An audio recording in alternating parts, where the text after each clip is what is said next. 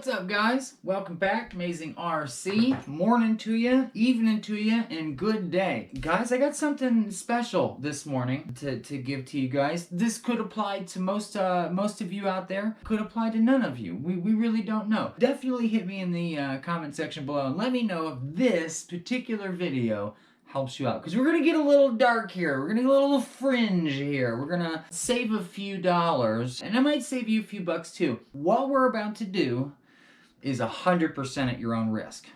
1000% at your own risk. Please be very careful in what I'm about to tell you, because you could theoretically kind of blow your stuff up, especially when you have something this elaborate such as our dual Max 10 Emax here. We've got dual 120 amp ESCs, big girl motors on here. So what we're going to do today is we're going to talk about programming cards, specifically this Hobbywing programming card right here. Now, if you own one of two programming cards, the latest editions from Hobbywing, if you own one of these two, you're either going to have a brushless model or you're going to have a brushed model. This is the brushed model, okay? This I got with my Crawler ESC. I got in my SCX 10.3 over here.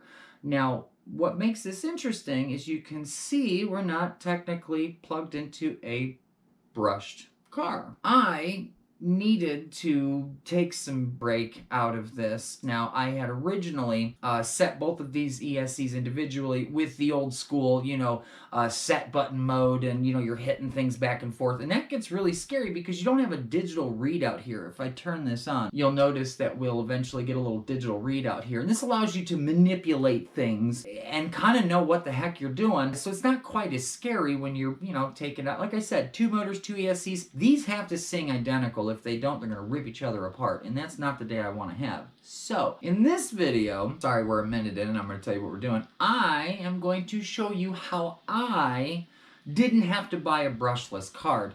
When I went to go buy said brushless card, I noticed that one was blue and one was red. Well, I'm a pretty smart cookie. I could tell that the boxes were relatively close to each other, close enough to get on the old computer here and see exactly what we were dealing with. I kind of noticed that they were, in fact, the same box. They had different stickers on them, and I thought, okay, well, maybe I should do a little bit of research here. There's no sense in having two boxes if they're exactly the same with a different sticker on it. I don't call me crazy. Step one, I had to make sure that these were, in fact, the same box with different stickers. Now, there's a couple different ways that you can do that, and I'm going to tell you how I did it. Basically, it involved a little bit of writing. And to some of you, this might be $8 to $16 worth of writing to you, and you just might go buy a second box and then have two of them. No big deal. To me, $8 to $16 is an ESC for my little crawler over here, or, a servo I need for something else. So, definitely going to write this stuff down. What I did was I went online and I found some images of the brushless box, okay? And I wrote down all of the functions and all of the items. Basically, how this box is run is you have a value and an item, okay? Then you have kind of an OK button to kind of set things in. But you got a value and an item. So we're going to, not a value, it's so 80s, but a value, and it's never going to make the cut. Value or an item, and basically your item is what you're going to adjust, and then the value of said item is the adjustment in the item. So I wrote everything down. You can see I got a couple pages here. I wrote all the stuff that's on the computer down so that I could cross-reference it when I got to this part here. Then came the really cool part. So I basically hooked everything up like I was going to go run the truck. I've got each battery going into each of my two ESCs. Got my transmitter on right now, ready to rock and roll. Both ESCs are off, but as you remember, we have two of them, so we've got to make sure everything is all matching nice and neat.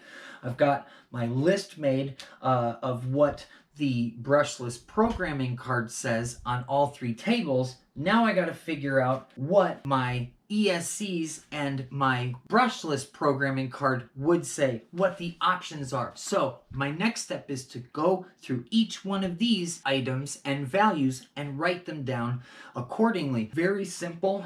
As you can see, I've got two cords here. They're both coming out of the ports that the fans go in, or the little programming cards here. Make sure you're hooked up in the correct spot in the correct way. Go ahead and crank one up here. as you can see, we've got our values, 1, 1. All I did was I went through each one of my items, which there are 11, as we established. We went through each one of these and went through each one of the values and wrote them all down. Once I went through all those, I had to basically cross-reference these to each other. The only thing I have left to do is to test out and see if I can manipulate one of these items' values, and I would feel pretty confident that this works. So I'm going to try to manipulate the one value that I need to have manipulated, and that's the brake force. This thing, as soon as you try to touch the brakes, it wants to lock all 4 of these wheels up, and when you're doing 40, 50, 60, 70 miles an hour plus, that is a recipe for disaster. So we don't want that to happen. I'm going to attempt to go to whichever one it is on here, whichever item, and I'm going to try to manipulate the brake force. I'm going to kind of test it out. I'll turn everything on and test it out and see how it runs now at, I believe, 75% brake force, and then I'm going to cut it all the way down to the very first and lowest level, which is, I believe, 12.5% brake force. I should be able to see a huge difference between the two, and if I do, then I know I have done everything correct, and the rest should be able to be manipulated accordingly if I do so choose. Let's get on with testing that now. Alright, now max brake force is item number 8 on the list, okay? I'm going to go to item number 8, and you can see my item number 8 has a value of 6. Now, the 6th value, I believe, is 75%. And this is on the brushless one. I'm on my cell phone here, and I'm looking at my photograph of the brushless version of this, the Max 10 version of the card. The value 1, should give me a brake value of 12.5%. So, I'm going to attempt to put this at value 1. Here we are, value 1. I'm going to hit OK right there. Okay, I'm assuming I have that locked in. I'm going to turn it off, and then I'm going to unplug this. I'm going to turn it back on. Okay, and then it worked. It worked. I'm pegging the brake. That's exactly what I need. That's Eureka? I mean that's, you're watching it for the very first time with me. Now we'll change it back. So we'll plug it back in, and we'll turn it on. We'll get our values again of 1 and 1, lets us know that we're in the card correctly. We're going to go back to item number 8, as you can see here. And we are on value number 1, because that's what we have it set at. Now we're going to put it on value number 6, which is where we were stock. We're going to hit, here's our 6. We're going to hit OK, which I believe is the last button. Bam. We should have it set in stone now. We're going to turn it off, unplug the card. We're going to turn it back on. Now it should lock them right up. Exactly. And that's what we don't want. So now the only thing left for me to do is to basically go to each one of my ESCs, okay, individually, set them both to 1, and once I turn everything back on, after I test everything out, we'll be set all the way down to the lowest bit of brake you could possibly get. I should be able to slam down hard on the brakes, and it should slow down nice and easy, no chance of spinning out or anything crazy, and if it's not enough brake, I can always go ahead and juice it up to level number 2. As I stated in the very beginning of this video, guys, this is 1000% at your own risk. It took me a while to kind of get all this figured out. I've got page after page of writing stuff down. Do this at your own risk. If you're even going to do it, like I said, it's $16, $17 for the brushless version of this, and I think like $12 for the brushed version. So if you're in a pinch, know that you can do it. You can look all this stuff up real quick and get it figured out. Guys, possibly we'll have a video with this, testing this out, kind of, you know, seeing, because if you've been following this channel and you've been following my speed run